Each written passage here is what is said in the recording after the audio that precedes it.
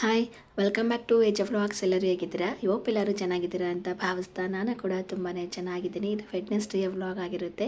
ಇವತ್ತು ನಾನು ದಾವಣಗೆರೆಗೆ ಹೋಗ್ತಾ ಇದ್ದೀನಿ. ಯಾಕಪ್ಪ ಅಂದರೆ ದೊಡ್ಡಮ್ಮನ ಮನೇಲಿ ಪಿತೃಪಕ್ಷ ಇದೆ. ನಮ್ಮ ಕಡೆ ಎಲ್ಲ ಪಿತೃಪಕ್ಷ ಅಂತ ಹೇಳಲ್ಲ, ಹಿರಿಯರಿಗೆ ಎಡೆ ಹಾಕ್ತೀವಿ ಅಂತ ನಾನು ಲಾಸ್ಟ್ ವಿಡಿಯೋದಲ್ಲೂ ಅದೇ ರೀತಿಯಾಗಿ ಹೇಳಿದ್ದೆ. ನಮ್ಮ ಕಡೆ ಹಿರಿಯರಿಗೆ ಎಡೆ ಹಾಕಬೇಕಿತ್ತು, ಹಾಗಾಗಿ ಕರೆದಿತ್ತು ದೊಡ್ಡಮ್ಮ.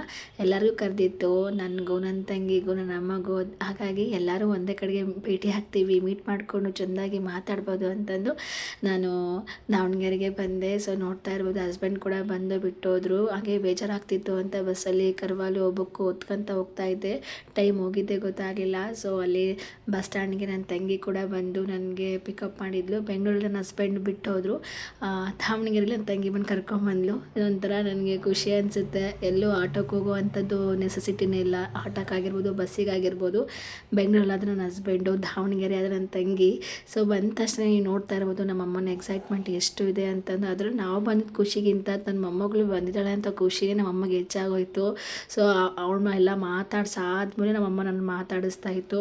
ಸೊ ನೆಕ್ಸ್ಟ್ ದೊಡ್ಡಪ್ಪ ಕೂಡ ಬಂತು. ದೊಡ್ಡಪ್ಪನೂ ಚೆಂದಾಗಿ ಮಾತಾಡಿಸ್ತಾ ಇದ್ದ ನೋಡ್ತಾ ಇರ್ಬೋದು. ಮೊಮ್ಮಗಳು ಬಂದ ತಕ್ಷಣ ಏನೋ ಗೊತ್ತಿಲ್ಲ, ಎಲ್ಲರಿಗೂ ನಮ್ಗಿಂತ ನಾನು ಬಂದಿದ್ದ ಖುಷಿಗಿಂತ ನನ್ನ ಮಗಳು ಬಂದಿದ್ದ ಖುಷಿನೇ ಎಲ್ಲರಿಗೂ ಹೆಚ್ಚಾಯಿತು. ಹಾಗೆ ಮಾತಾಡ್ಕೊತ ನಿಂತ್ಕೊಂಡ್ವಿ ಅಲ್ಲೇ. ಸೊ ನೋಡ್ತಾ ಇರ್ಬೋದು, 3 ವರ್ಷದಿಂದ ನಾವು ಅದೇ ಮನೆಯಲ್ಲಿದ್ದೀವಿ, ಬಾಡಿಗೆ ಮನೆಯಲ್ಲೇ. ಯಾಕಂದರೆ ಅವರು ಮನೆ ಕಟ್ತಾ ಇದ್ದಾರೆ ಅಣ್ಣಂದ್ರು ಇಬ್ಬರು. ಸೊ ಹಾಗಾಗಿ ಇಲ್ಲಿ ನಾವು ಇರುವಂಥದ್ದು ತುಂಬಾ ಪ್ರಶಾಂತವಾಗಿದೆ, ಯಾರ್ದು ಕಿರಿಕಿರಿ ಕೂಡ ಇಲ್ಲ. ಸೊ ಮೇಲ್ಗಡೆ ಬಂದೆ ನಾನು, ಫ್ರೆಶ್ ಅಪ್ ಆಗಿಬಿಟ್ಟು ನೋಡ್ತಾ ಇರ್ಬೋದು ಅತ್ತಿಗೆಯವರು ಅಮ್ಮ ಎಲ್ಲನೂ ಬ್ಯುಸಿಯಾಗಿ ಹೋಗ್ಬಿಟ್ಟಿದ್ದಾರೆ ಕೆಲಸದಲ್ಲಿ. ಯಾಕಂದರೆ ನಾನ್ ವೆಜ್ ಅಲ್ವಾ ಮಾಡೋದು. ಒಬ್ಬೊಬ್ಬರು ಎಲ್ಲ ಒಂದೊಂದು ಕಡೆ ಸ್ವೀಟು ಮಾಡ್ತಾರೆ, ಎಲ್ಲನೂ ಮಾಡ್ತಾರೆ. ಬಟ್ ನಮ್ಮ ಕಡೆ ಸ್ವೀಟು ಮಾಡಬೇಕು, ಜೊತೆಗೆ ನಾನ್ ವೆಜ್ಜನ್ನು ಕಂಪಲ್ಸರಿ ಇರಬೇಕು. ನಾನು ಲಾಸ್ಟ್ ವಿಡಿಯೋದಲ್ಲಿ ಅಕ್ಕನ ವಿಡಿಯೋದಲ್ಲಿ ಹೇಳಿದ್ದೆ ಅವ್ರ ಮನೇಲಿ ಪಿತೃಪಕ್ಷ ಮಾಡಿದಾಗ ಬೆಂಗಳೂರಲ್ಲಿ ಯಾವ ರೀತಿಯಾಗಿತ್ತು ಅಂತ. ಬಟ್ ಇಲ್ಲಿ ಫುಲ್ಲು ಅದೇ ನಮ್ಮ ಕಡೆ ನಾನ್ ವೆಜ್ಜೇ ಜಾಸ್ತಿ, ಅದರಲ್ಲೂ ಸ್ವೀಟು ಎಲ್ಲನೂ ಮಾಡ್ತೀವಿ. ಅದು ಹೆಚ್ಚಾಗಿ ಇದನ್ನೇ ರೊಟ್ಟಿ, ಚಪಾತಿ, ಮುದ್ದೆ ಬೇಕಂದರೆ ಮುದ್ದೆ. ಬಟ್ ಇಲ್ಲೆಲ್ಲ ಮುದ್ದೆ ಮಾಡಲ್ಲ, ಯಾರಿಗೂ ಇಷ್ಟ ಆಗಲ್ಲ. ಸೊ ಎಲ್ಲನೂ ನಾನು ಬರೋಷ್ಟಿಗೆ ಅಡುಗೆ ಪ್ರಿಪ್ರೇಷನ್ ಎಲ್ಲ ಆಗೋಗ್ಬಿಟ್ಟಿತ್ತು. ನಾನು ಬಂದು ಏನೂ ಮಾಡೋವಂಥದ್ದಿಲ್ಲ. ಗೊತ್ತಿರಬೇಕು, ನೀವು ಬೆಂಗಳೂರಿಂದ ದಾವಣಗೆರೆ ಬರೋಷ್ಟಿಗೆ ಒಂದು 5 to 6 hours ಆಗುತ್ತೆ. ಸೊ ಟ್ರಾಫಿಕ್ ಇರೋದ್ರಿಂದ, ಟ್ರಾಫಿಕ್ ಇಲ್ಲ ಅಂದ್ರೂ ಮಿನಿಮಮ್ ಒಂದು 5 ತಾಸು ಬೇಕೇ ಬೇಕು. ಸೊ ಅಲ್ಲಿಂದ ಬರೋಷ್ಟಿಗೆ ಸುಸ್ತಾಗಿ ಹೋಗ್ಬಿಟ್ಟಿರ್ತೀವಿ, ಮತ್ತೆಂಥ ಕೆಲಸ ಮಾಡೋಕ್ಕೂ ಆಗಲ್ಲ. ಸೊ ಸಣ್ಣ ಪುಟ್ಟ ಏನಾದರೂ ಕೆಲಸ ಇದ್ದ ಕೆಲಸ ಮಾಡ್ತಾಯಿದ್ದೆ ಅಷ್ಟೇ. ನಮ್ಮ ಅತ್ತಿಗೆಯವರೆಲ್ಲ ಮಾಡಿ ಇಟ್ಬಿಟ್ಟಿದ್ರು. ಸೊ ಇದಾದಮೇಲೆ ಎಲ್ಲ ಒಂದು ಸಣ್ಣ ಪುಟ್ಟ ಕೆಲಸ ಮಾಡಾದಮೇಲೆ ಸೊ ಸೀರೆ ತಂದು ಕೊಟ್ಟಿತ್ತು ನಮ್ಮಮ್ಮ. ಎಷ್ಟು ಚೆನ್ನಾಗಿತ್ತು ಅಂದರೆ, ಅದು ಆ್ಯಕ್ಚುಲಿ ಪೂಜೆಗೆ ಅಂತ ತೊಗೊಂಬಂದಿಟ್ಟಿದ್ರು. ಆದರೆ ನಾನು ಇಲ್ಲ, ನನಗೆ ಬೇಕು ಸೀರೆ ಅಂತೆಲ್ಲ ಹೇಳ್ತಾ ಇದ್ದೆ. ನನಗೆ ಈ ಸೀರೆ ತುಂಬ ಇಷ್ಟ ಆಗಿತ್ತು. ಆ್ಯಕ್ಚುಲಿ ತುಂಬಾ ಖುಷಿ ಆಯಿತು. ಯಾಕಂದ್ರೆ ಇಷ್ಟು ರೇಟಿಗೆ ತೊಗೊಂಡಿದ್ದಾರೆ ಅಂತಂದು ನನಗೆ ತುಂಬಾ ಖುಷಿ ಆಗ್ತದೆ. ಯಾಕಂದರೆ ಒಂದು ಆನ್ಲೈನ್ ಲಿಂಕ್ ನೋಡಿದ್ದೆ ನಾನು ಸೀರೆದು, 1400 ಅಂತ ಇತ್ತು ಈ ಸೀರೆ. ನಾನು ನಮ್ಮ ಹಸ್ಬೆಂಡಿಗೆ ಹೇಳಿದೆ, ಈ ಸೀರೆ ತುಂಬ ಚೆನ್ನಾಗಿದೆ, ನನಗೆ ಬೇಕು ಅಂತ. ಒಂದು ಸರಿ ನಾವು ಮುಂದೆ ಆರ್ಡ್ರ್ ಮಾಡೋಣ, ಏನಾದರೂ ಫಂಕ್ಷನ್ಸ್ ಇದ್ದಾಗ ಅದನ್ನು ಸೇವ್ ಮಾಡಿ ಇಟ್ಕೊಳ್ಳಿ ಅಂತ ಅಂದರು. ಸರಿ ಅಂದ್ಕೊಂಡು ಸೇವ್ ಮಾಡಿ ಇಟ್ಕೊಂಡಿದ್ದೆ. ಬಟ್ ನಮ್ಮ ತಂಗಿ ಇಲ್ಲಿ ಬಂದಾಗ ಈ ಸೀರೆ ತೊಗೊಂಬಂದಿದ್ದೀನಿ, ಈ ಥರ ಪೂಜೆಗೆ ಅಂತ ತೊಗೊಂಬಂದಿದ್ದೀನಿ ಅಂತ ಏನೂ ಹೇಳಿರಲಿಲ್ಲ ಅವರು. ಹಾಗಾಗಿ ನಾನು ಇಲ್ಲಿ ಬಂದ ತಕ್ಷಣ ಸೀರೆ ನೋಡಿದ ತಕ್ಷಣ ನೀವು ನೋಡ್ತಾ ಇರೋದು ಎಷ್ಟು ಎಕ್ಸೈಟ್ಮೆಂಟ್ ಆಯಿತು. ಅದು ನನಗೆ ತುಂಬ ಇಷ್ಟ ಆಗಿದೆ ಈ ಸ್ಯಾರಿ, ನನಗೆ ಈ ಸ್ಯಾರಿ ಬೇಕೇ ಬೇಕು ಅಂತ ಹೇಳ್ತಾ ಇದ್ದೆ. ಅದಕ್ಕೆ ದೊಡ್ಡಮ್ಮ, ಅಮ್ಮ ನಾನು ದುಡ್ಡು ಕೊಡ್ತೀನಿ, ಬೇಕಾದರೆ ನೀನು ಕೊಡು ನನಗೆ ಸೀರೆ ಅಂತ. ನನಗೆ ದುಡ್ಡೆಲ್ಲ ಏನೋ ಬೇಡ ತಂಗಿ, ನನಗೆ ನೀನೇ ಇಟ್ಕೋ, ಖುಷಿಯಾಗಿರಿ ಅಷ್ಟೇ ಅಂತ, ಎಂತ ಬೇಡ ನನಗೆ ಅಂತೆಲ್ಲ ಹೇಳ್ತಾಯಿದ್ರು. ಅಯ್ಯೋ ಥ್ಯಾಂಕ್ಸ್ ಮಾ ಅಂತ ಹೇಳ್ತಿದ್ರು. ನನಗೆ ಈ ಸೀರೆ ಆ್ಯಕ್ಚುಲಿ ಈ ಸೀರೆ ಚನ್ನಬಸಪ್ಪ ಅಂಗಡಿಲಿ ತೊಗೊಂಬಂದಿದ್ರೆ 600 ರೂಪಾಯಿಗೆ ತೊಗೊಂಬಂದಿದ್ರು ಡಿಸ್ಕೌಂಟ್ ಹೋಗಿ. ಎಷ್ಟು ಚೆನ್ನಾಗಿದೆ ಗೊತ್ತಾ, ನಾನೇಂತರೂ ಹಿಂದೂ ಮುಂದೆ ನೋಡಿಲ್ಲ. ಬಟ್ ನಾನು ದೊಡ್ಡಮ್ಮನ ಮನೆಗಾಗಿರ್ಬೋದು, ತಂಗಿ ಮನೆಗೆ, ಯಾರ ಮನೇಲಾದರೂ ಅಷ್ಟೇ ಏನಾದರೂ ಒಂದು ವಸ್ತುಗಳನ್ನ ತೊಗೋಬೇಕು ಅಂದರೂ ತುಂಬಾ ಹಿಂದೂ ಮುಂದೆ ನೋಡ್ತೀನಿ. ಆದರೆ ಈ ಟೈಮ್ ನನಗೆ ಆ ಸೀರೆ ನೋಡಿದ ತಕ್ಷಣ ಸಿಕ್ಕಾಪಟ್ಟೆ ಇಷ್ಟ ಆಗೋಯಿತು. ಅದರಲ್ಲೂ ತುಂಬ ಕಡಿಮೆ ರೇಟಿಗೆ ಸಿಕ್ಕಿದೆಯಲ್ಲ ಅಂತ ಅನ್ನೋ ಖುಷಿನೇ ನನಗೆ ಜಾಸ್ತಿ ಆಯಿತು. ಹಾಗಾಗಿ ಇನ್ನೂ ಮುಂದೆ ಯೋಚನೆ ಮಾಡಿದ್ರೆ ನಾನು ಹಿಂಗೆ ಇಸ್ಕೊಂಬಿಟ್ಟೆ. ಅಮ್ಮ ಕೂಡ ತೊಗೊಂಡೋಗಪ್ಪ ಅಂತ ಅಂದರು. ಅದೇ ನನಗೆ ದೊಡ್ಡ ಖುಷಿ, ಇನ್ನೇನಿಲ್ಲ. ಸೊ ಇದಾದಮೇಲೆ ಎಲ್ಲರೂ ಪೂಜೆಗೆ ಪ್ರಿಪ್ರೇಷನ್ ಮಾಡ್ತಾ ಇದ್ದಾರೆ. ಸೊ ನಾನು ಕೂಡ ರೆಡಿ ಆಗ್ತಾ ಇದ್ದೀನಿ. ನನ್ನ ತಂಗಿ ಅಂದರು, ರೆಡಿಯಾಗಿದ್ದು ಸಾಕು, ಬಾ ಇಲ್ಲ ಸ್ವಲ್ಪ ಪೂಜೆಗೆ ಹೆಲ್ಪ್ ಮಾಡು ಅಂತ. ನಾನು ಪೂಜೆಗೆ ಏನೂ ಹೆಲ್ಪ್ ಮಾಡೋಣ, ಗೆಸ್ಟರ ಬಂದಿದ್ದೀನಿ ಅಷ್ಟೇ, ನೀವೇ ಮಾಡ್ಕೊಡಿ ಅಂತೆಲ್ಲ ಹೇಳ್ತಾ ಇದ್ದೆ. ಅದಕ್ಕೆ ದೊಡ್ಡಮ್ಮ ಅದಕ್ಕೆ ಇನ್ನು ರೆಡಿ ಆಗಪ್ಪ, ನಾವು ಮಾಡ್ಕೊತೀವಿ ಅಂತೆಲ್ಲ ಹೇಳ್ತಾ ಇದ್ರು. ನಾನು ಪೂಜೆ ಎಲ್ಲ ಚೆನ್ನಾಗಿ ಮಾಡ್ತಾ ಇದ್ದಾರೆ, ಪ್ರಿಪ್ರೇಷನ್ ಎಲ್ಲ ಮಾಡ್ತಾ ಇದ್ದಾರೆ ಅಂತಂದು ವಿಡಿಯೋ ಆನ್ ಮಾಡಿ ಕೈ ಬಿಟ್ಟಿದ್ದೀನಿ. ನನ್ನ ಅಳಿಯಂದ್ರಂತರೂ ಎಷ್ಟು ತರಲೆಗಳು ಅಂದರೆ ಎಲ್ಲಾದರೂ ವಿಡಿಯೋ ಮಾಡ್ಕೊಂಬರ್ತಾಯಿದ್ರು, ನಮಗೆ ಗೊತ್ತಿಲ್ಲ, ನೋಡ್ತಾ ಇರ್ಬೋದು ಎಲ್ಲರೂ ಒಬ್ಬೊಬ್ಬರನ್ನ ಮಾತಾಡ್ಸ್ಕೊಬರ್ತಿದ್ದಾರೆ. ಬಟ್ ತುಂಬ ಡಿಸ್ಟರ್ಬೆನ್ಸ್ ಇತ್ತು, ಹಾಗೆ ಟಿ ವಿದು ಕೂಡ ವಾಯ್ಸ್ ಇತ್ತು, ಹಾಗಾಗಿ ಕಾಪಿರೈಟ್ ಬೀಳುತ್ತೆ ಅಂತಂದು ಅದೇನೋ ಗೊತ್ತಿಲ್ಲ, 2-3 ವೀಡಿಯೋಸ್ಗಳು ಕಾಪಿರೈಟ್ ಬಿದ್ದುಬಿಟ್ಟಿದ್ದೆ. ಹಾಗಾಗಿ ಅದೊಂದು ಭಯ.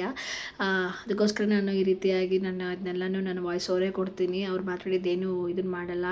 ಸಮ್ಟೈಮ್ಸ್ ಏನೋ ಡಿಸ್ಟರ್ಬೆನ್ಸ್ ಇದ್ದಾಗ, ತುಂಬ ಚೆನ್ನಾಗಿ ವೀಡಿಯೋಸ್ ಎಲ್ಲ ಬಂದಿದ್ದಾಗ, ಏನೂ ಅಂದರೆ ಅದರಲ್ಲಿ ಏನಾದರೂ ವಾಯ್ಸ್ಗಳು ಬರದೇ ಇದ್ದಾಗ ಮಾತ್ರ ನಾನು ವಾಯ್ಸ್ ಎಲ್ಲ ಕೊಡ್ತೀನಿ. ಜೊತೆಗೆ ಹೇಗಿರುತ್ತೋ ಹಾಗೆ ನಾನು ವಿಡಿಯೋನ ಅಪ್ಲೋಡ್ ಮಾಡ್ತೀನಿ.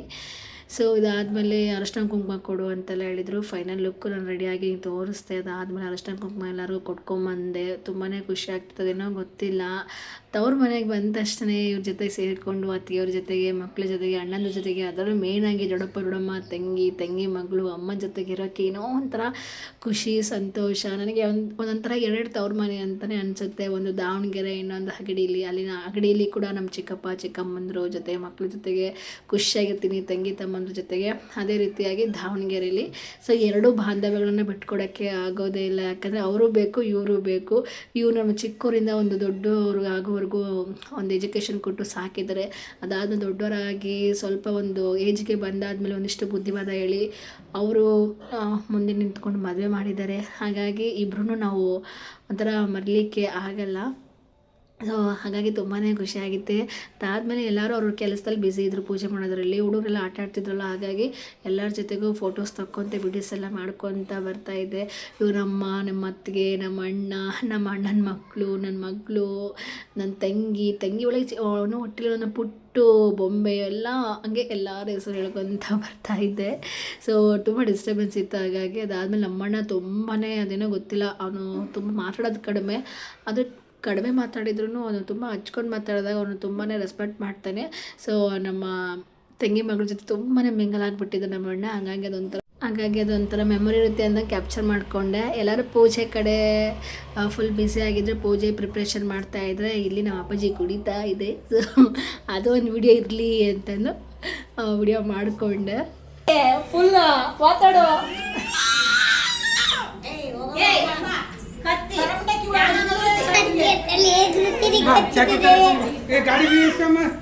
ಸೊ ಇದಾದಮೇಲೆ ಫೈನಲಾಗಿ ಎಲ್ಲ ಪೂಜೆ ರೆಡಿ ಮಾಡಿಕೊಂಡು ಎಡೆ ಇಟ್ಟು ನಮ್ಮ ಅತ್ತಿಗೆಯವರು ದೀಪ ಹಚ್ತಾ ಇದ್ದಾರೆ. ಡಿವೋರ್ಸ್ ಕೊಟ್ರಲ್ಲ ನಮ್ಮ ಅತ್ತಿಗೆ ಫುಲ್ ಖುಷಿಯಾಗಿ ಅವರು 2ನೇ ಅತ್ತಿಗೆ ದೀಪ ಹಚ್ತಾ ಇದ್ದಾರೆ, ಅವರು 1ನೇ ಅತ್ತಿಗೆ. ಸೊ ಎಲ್ಲರದ್ದು ವಿಡಿಯೋ ಮಾಡ್ತಾಯಿದ್ದೀನಿ ನಮ್ಮ ಅಳಿಯ. ಸೊ ನಾನೇನೋ ಮಾಡೋ ಅಂದರೆ ಇನ್ನೇನೋ ಮಾಡ್ತಾಯಿದ್ದೀನಿ. ಸೊ ಅವ್ರ ಕೈಯಲ್ಲಿ ಫೋನ್ ಕೊಟ್ಬಿಟ್ಟಿದ್ದೀನಿ, ಏನು ಮಾಡೋಕ್ಕಾಗಲ್ಲ ಅಂತಂದು.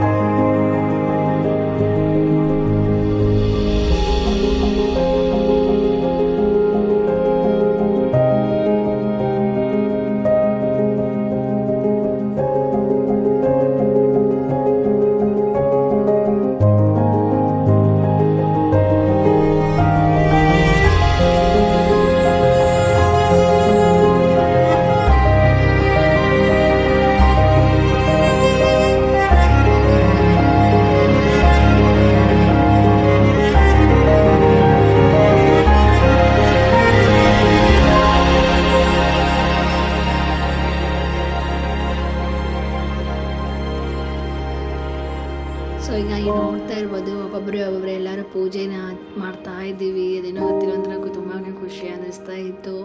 ನಾನಿದ್ದಾಗ ಅಜ್ಜಿ ಇದ್ದರು, ಅಜ್ಜಿ ಮಗಳಿದ್ರು. ಆದರೆ ಈಗ ನಾವು ಎಡೆ ಹಾಕಿದ್ದು ಅಜ್ಜಿಗೆ. ನಾನು ಅಜ್ಜನ ನೋಡಿಲ್ಲ, ಅಜ್ಜಿನ ಮಾತ್ರ ನೋಡಿರೋದು. ತುಂಬಾ ಒಳ್ಳೆ ಮನಸ್ಸಿರೋವಂಥವ್ರು. ಯಾಕಂದರೆ ಬೇರೆಯವ್ರ ಮನೆ ಮಕ್ಕಳನ್ನ ಅಷ್ಟು ಸುಲಭವಾಗಿ ಯಾರು ಅವ್ರ ಮನೆಗೆ ಕರ್ಕೊಂಬಂದು ಇಟ್ಕೊಳ್ಳೋಕ್ಕೆ ಇಷ್ಟಪಡಲ್ಲ. ಆದರೆ ಇವರು ಯಾವತ್ತೂ ಅವರಿದ್ದಾಗ ಯಾವತ್ತೂ ನನಗೆ ಆ ಥರ ಹೇಳೇ ಇರಲಿಲ್ಲ. ತುಂಬಾ ಪ್ರೀತಿಯಿಂದ ನಡ್ಕೊತಿದ್ರು. ತುಂಬಾ ಒಂಥರ ಅದೇನೋ ಹೇಳೋಕ್ಕಾಗಲ್ಲ. ನಮ್ಮ ಅಪ್ಪ ಅಮ್ಮನ ಜೊತೆಗೆ ನಾವು ಅಷ್ಟು ಪ್ರೀತಿ ವಿಶ್ವಾಸದಿಂದ ಇದ್ವೋ ಇಲ್ಲೋ ಗೊತ್ತಿಲ್ಲ. ಬಟ್ ಅಜ್ಜಿ ಜೊತೆಗೆ ತುಂಬ, ಅಜ್ಜನ ಗೊತ್ತಿಲ್ಲ, ಅಜ್ಜಿ ಜೊತೆಗೆ ಅತ್ತೆ ಜೊತೆಗೆ ತುಂಬಾ ಪ್ರೀತಿ ವಿಶ್ವಾಸದಿಂದ ಇದ್ವಿ. ಅವ್ರಿಗೆ ಎಲ್ಲರೂ ಸಹ ಇವ್ರ ಫ್ಯಾಮಿಲಿನ ಟೋಟಲಿ ಇವ್ರ ಫ್ಯಾಮಿಲಿನ ಒಂಥರ ಅವರ ಸ್ವಂತ ಮಗಳು, ಮೊಮ್ಮಗಳು, ನಾದಿನಿ, ತಂಗಿ ಅನ್ನೋ ಪ್ರೀತಿಯಿಂದ ನಮ್ಮನ್ನು ನೋಡಿಕೊಂಡ್ರು. ಅದೇ ನನಗೆ ಸಾಯೋವರೆಗೂ ಅವ್ರ ಋಣದಲ್ಲೇ ನಾನು ಇರ್ತೀನಿ ಅನ್ನೋದೇ ಒಂದು ನನಗಿದು. ಅದನ್ನೇ ಅವರು ಆ ಟೈಮಲ್ಲಿ ನಾವು ಚಿಕ್ಕ ಏಜಲ್ಲಿದ್ದಾಗ ಅವರ ಒಂದು ಎಷ್ಟೇ ಜವಾಬ್ದಾರಿಗಳಿದ್ರು ಏನೇ ಇದ್ರೂ ನನ್ನನ್ನು ಸಹ ಅವ್ರ ಮಗಳು ಅಂತಲೂ ಪ್ರೀತಿಯಿಂದ ನೋಡ್ಕೊಂಡ್ರಲ್ವ, ಅದಕ್ಕಿಂತ ಸೌಭಾಗ್ಯ ನನಗೆ ಮತ್ತೊಂದಿಲ್ಲ. ಹಾಗಾಗಿ ಎಂಥೇ ಒಂದು ದೊಡ್ಡ ಸ್ಥಾನ ಸಿಕ್ಕರೂ ಅಥವಾ ಎಂಥದೇ ಒಂದು ಒಳ್ಳೆ ಪೊಸಿಷನ್ ಇದ್ರೂ ಅಥವಾ ಒಳ್ಳೆ ಲೈಫ್ ಸೆಟಲ್ ಆದ್ರೂ ನಾನು ಇವ್ರನ್ನಾಗಿರ್ಬೋದು, ಇವ್ರ ಫ್ಯಾಮಿಲಿನ ಯಾವತ್ತೂ ನಾನು ಮರೆಯೋದಿಲ್ಲ, ಮರೆಯೋಕ್ಕೆ ಸಾಧ್ಯನೇ ಇಲ್ಲ. ಸೊ ಎಲ್ಲರೂ ಕೂಡ ಪೂಜೆ ಎಲ್ಲ ಮುಗಿಸ್ಬಿಟ್ಟು ಹೊರಗಡೆ ಹೋದ್ವಿ. ಸೊ ನಮ್ಮ ಅತ್ತಿಗೆ ಮಾಡ್ಕೊಳ್ತಾ ಇರುತ್ತೆ ಹಾಗೆ. ಸೊ ನಮ್ಮಮ್ಮ ಅಂತರೂ ಮೊಮ್ಮಗಳದು ಒಳ್ಳೆಯದು ಡ್ರೆಸ್ ತೊಗೊಂಡಿದ್ರು ತಂಗಿ. ಅಂದರೆ ಫೋಟೋ ನೀವು ಹಂಗೆ ತಗೊಳ್ರಿ ನೋಡ್ತಾ ಇದ್ದಾರೆ. ಇವರು ನನ್ನ ಸೊಸೆ ಹಳಿಯ ಫುಲ್ಲು ಸೆಲ್ಫಿ ಹುಚ್ಚು. ನಮ್ಮ ಅತ್ತಿಗೆ ಯೂಸ್ ಮಾಡೋದನ್ನು ನೋಡ್ತಾ ಇದ್ದೆ. ಮತ್ತು ಒಳಗಡೆ ಕೂಡೋಕ್ಕಾಗಲ್ಲ, ಪೂಜೆ ಎಲ್ಲ ಮುಗಿದ್ಮೇಲೆ ಹೊರಗಡೆ ಬರ್ತೀವಿ. ನಿಮಗೆ ಗೊತ್ತಿರ್ಬೋದು, ಸೂಫ್ರಮ್ಸ್ ಒಳಗಡೆ ಎಲ್ಲ ಎಡೆ ಹಾಕ್ಬಿಟ್ಟು ಹೊರಗಡೆ ಬಂದು ಕೂರ್ತಾರೆ ನೋಡಿ, ಅದೇ ರೀತಿಯಾಗಿ ನಾವು ಎಲ್ಲ ಹೊರಗಡೆ ಕೂತ್ಕೊಂಡು ಇದಾದಮೇಲೆ ಏನೋ ಅಂದರೆ ಹಿರಿಯರಿಗೆ ಏನೆಲ್ಲ ಇಟ್ಟಿದ್ವಿ, ಸ್ವೀಟ್ಸ್ ಆಗಿರ್ಬೋದು, ನಾನ್ ವೆಜ್ಜು, ಮತ್ತು ಫಿಶ್ಶು, ಎಗ್ಗು, ಖಾರ, ಸ್ವೀಟು, ಕೇಸರಿಬಾತ್ ಏನೆಲ್ಲ ಇಟ್ಟಿದ್ವೋ ಎಲ್ಲರಿಗೂ ಏನು ಬೇಕು ಅದನ್ನೆಲ್ಲ ತೊಗೊಂಡ್ರು. ನನಗೆ ಫಿಶ್ ಬೇಕಿತ್ತು, ನಾನು ಒಂದು ಫಿಶ್ ತೊಗೊಂಬಿಟ್ರೆ. ಆದರೆ ಫಿಶ್ ತೊಗೊಂಡಿದ್ದೀನಿ ಅಂತ ಎಲ್ಲರೂ ನನ್ನ ಹತ್ರ ಬಂದು ಕೂತ್ಕೊಂಡು ನನ್ನ ಹತ್ರ ಇದ್ದಿದ್ದನ್ನು ಸಹ ಅರ್ಧ ಹಾಕಿಸ್ಕೊಂಡ್ರು. ನನಗೆ ಉಳಿದಿದ್ದೆ ಸ್ವಲ್ಪ. ಆದರೆ ಏನು ಮಾಡೋಕ್ಕಾಗಲ್ಲ, ಎಲ್ಲರೂ ಅಡ್ಜಸ್ಟ್ ಮಾಡ್ಕೊಂಡು ತಿನ್ನಬೇಕು ಅಂದ್ಕೊಂಡು ತಿಂದ್ವಿ. ಅದಾದಮೇಲೆ ಎಲ್ಲರೂ ಕೇಸರಿಬಾತ್ ಕೊಟ್ಟರು. ಕೇಸರಿಬಾತ್ ತಿಂದಾದಮೇಲೆ ಊಟಕ್ಕೆ ನಮಗೆ ಬಡಿಸ್ಲಿಕ್ಕೆ ರೆಡಿ ಆದರು ಅತ್ತಿಗೆಯವರು. ನಾನು ಕೂಡ ಊಟಕ್ಕೆ ಕೂತ್ಕೊಂಡಿದ್ದೆ. ಮಧ್ಯಾಹ್ನ ಊಟ ಮಾಡಿರಲಿಲ್ವಲ್ಲ ಬಸ್ಸಲ್ಲಿ. ಸೊ ಊಟ ಕೂಡ ತುಂಬಾ ಚೆನ್ನಾಗಿತ್ತು. ಚಿಕನ್ನು, ಮಟನ್ನು, ರೊಟ್ಟಿ, ಚಪಾತಿ, ಈರುಳ್ಳಿ, ನಿಂಬೆಹಣ್ಣು, ಸೌತೆಕಾಯಿ ಎಲ್ಲ ಇತ್ತು. ತುಂಬಾ ಚೆನ್ನಾಗಿತ್ತು. ಸೊ ಆ ಒಂದಿನ ತುಂಬಾ ಬ್ಯೂಟಿಫುಲ್ಲಾಗಿ ಕಳೆದ್ವಿ ವೆಡ್ನೆಸ್ಡೇದು. ಸೊ ಇದಾದಮೇಲೆ ಥರ್ಸ್ಡೇ ವ್ಲಾಗ್ನ ಕಂಟಿನ್ಯೂ ಮಾಡ್ತಾಯಿದ್ದೀನಿ ಈವ್ನಿಂಗಿಂದ.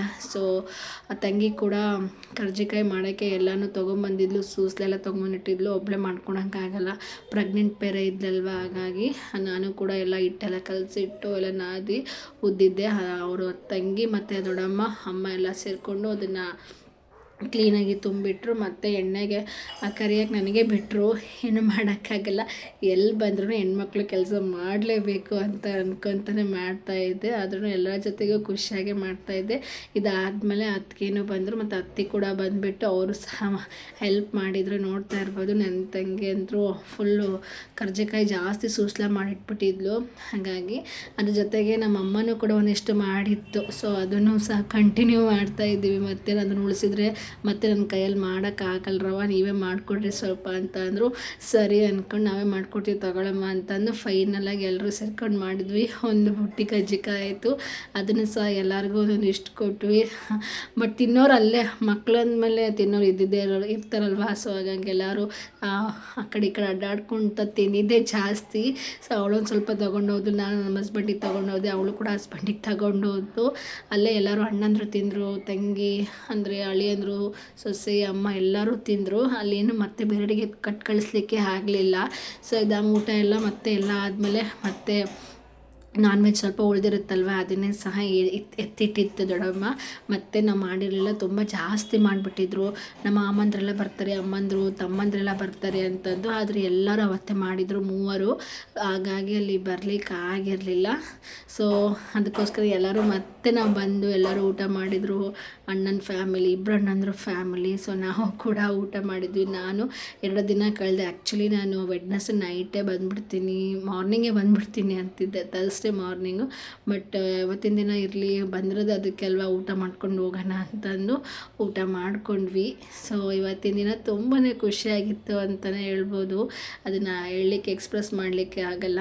ಇದೊಂಥರ ನಾನು ಬಂದ ತಕ್ಷಣ ಒಂಥರ ಅದೇನೋ ನಂಗೆ ಗೊತ್ತಿಲ್ಲ, ನನಗೆ ಈ ಮನೆ ತುಂಬಾ ಕಂಫರ್ಟ್ ಝೋನು, ಇವ್ರ ಫ್ಯಾಮಿಲಿನ ತುಂಬಾ ಕಂಫರ್ಟ್ ಝೋನ್ ಅಂತಲೇ ಹೇಳ್ಬೋದು. ನಾನು ಯಾರ ಹತ್ರನೂ ಅಷ್ಟು ಮಾತಾಡಿದರೆ ಖುಷಿಯಾಗಿ ಮಾತಾಡ್ತೀನಿ, ಆದರೆ ತುಂಬ ಬೆರೆತ್ಕೊಂಡು ಅವ್ರ ಮನೇಲಿ ನಾನು ಒಬ್ಬಳು ಮಗಳಾಗಿ ತಂಗಿಯಾಗಿ ಅಂದರೆ ಏನೋ ಗೊತ್ತಿಲ್ಲ, ನಾನು ತುಂಬಾ ಖುಷಿ ಅನಿಸುತ್ತೆ. ನನಗೊಂಥರ ಫ್ರೀಡಮ್ ಅನಿಸುತ್ತೆ. ಇಲ್ಲಿ ಯಾವುದೇ ರೀತಿಯಾದಂಥ ತೊಂದರೆ ಇರೋಲ್ಲ ಇಲ್ಲಿ. ಸೊ ಅಷ್ಟು ಚೆನ್ನಾಗಿರುತ್ತೆ. ಸೊ ಥರ್ಸ್ಡೇ ನೈಟ್ ಕೂಡ ನಾನು ಕೂಡ ಹೊರಟೆ, ಇರು ಅಂತಿದ್ರು. ನಾಳೆ ಡ್ಯಾನ್ಸ್ ಕ್ಲಾಸ್ ಇದೆ, ನಾನು ಇರಲ್ಲ ಅಂತ ಹೇಳ್ಬಿಟ್ಟು ನಾನು ಹೊರಡಲಿಕ್ಕೆ ರೆಡಿ ಆದೆ. ಸೊ ಹಂಗೆ ಹೋಗ್ತಿದ್ದೆ, ಶೊಟ್ರು ತಂದಿರಲಿಲ್ಲ, ನಾನು ಟೈಮ್ ಆಗಿಬಿಟ್ಟಿತ್ತು ಅಂತಂದು. ಮಧ್ಯಾಹ್ನ ಅಲ್ವಾ, ಹಾಗಾಗಿ ಅದೇ ನೆನಪಾಗಲ್ಲ. ನೈಟ್ ಹೋಗುವಾಗ ಮಾತ್ರ ನೆನಪಾಗುತ್ತೆ. ಹಾಗೆ ಸ್ವೆಟರು ಟೋಪಿ ಏನೂ ತಗೊಂಡು ಹೋಗಿರಲಿಲ್ಲ. ಹಾಗಾಗಿ ನಮ್ಮಮ್ಮ ಹೋಗ್ತಿರೋಲ್ಲ, ಮತ್ತೆ ಕರೆದ್ಬಿಟ್ಟು ವೇಲೆಲ್ಲ ಕೊಡ್ತು. ನನಗೆ ಈ ವೇಲೆಲ್ಲ ಬೇಡ ಅಂತ ಹೇಳಿದೆ. ಅವರು ಬೈಕ್ ಅಂತ ನೀನೆಂತರೂ ಎಲ್ಲದಕ್ಕೂ ಹಿಂಗೆ ಮಾಡ್ತೀಯ ಅಂತಂದ್ರೆ, ಇರಲಿ ಬಿಡಮ್ಮ ಅಂದ್ಕೊಂಡು ಅವ್ರು ಅಲ್ಲೇ ಬಾಯ್ ಮಾಡ್ತಾಯಿದ್ರು. ಸೊ ಅಣ್ಣ ಕೂಡ ನನ್ನ ಡ್ರಾಪ್ ಮಾಡಿದ್ರು ಬಸ್ ಸ್ಟ್ಯಾಂಡ್ಗೆ. ಸೊ ಅಲ್ಲಿ ನಾನು ಬಂದು ವೇಟ್ ಮಾಡ್ತಿದ್ದೀನಂತ ಅಂದರೆ ನನ್ನ ಫ್ರೆಂಡ್ ಕೂಡ ಬಂದಳು. ಸೊ ಇಬ್ಬರು ಸೇರಿಕೊಂಡು ಬೆಂಗಳೂರಿಗೆ ಹೋಗ್ತಾಯಿದ್ದೀವಿ. ಸೊ ಅವಳು ಕೂಡ ಬೆಂಗಳೂರಲ್ಲಿ ಮನೆ ಮಾಡಬೇಕು ಅಂತ ಇದ್ದಾರೆ, ಹಾಗಾಗಿ ಅವಳ ಜೊತೆಗೆ ಹೋಗ್ತಾಯಿದ್ದೀವಿ. ಯಾಕಂದರೆ ಅವಳು ಒಬ್ಬಳು ಹೋದರೆ ಸರಿ ಅನಿಸಲ್ಲ ಅಂದ್ಕೊಂಡು. ಸೊ ಫೈನಲಾಗಿ ಬೆಳಗ್ಗೆ 6 o'clock ಮನೆಗೆ ಬಂದ್ವಿ. ಮನೆ ಬಂದು ನೋಡಿದ ತಕ್ಷಣ ನಮ್ಮ ಮನೆಯವ್ರು ಈ ರೀತಿಯಾಗಿ ಎಲ್ಲನೂ ಕ್ಲೀನ್ ಮಾಡಿಟ್ಟಿದ್ದಾರೆ. ಸೊ ಇದಾಗಿತ್ತು ನನ್ನ Wednesday Thursday vlog. Thank you.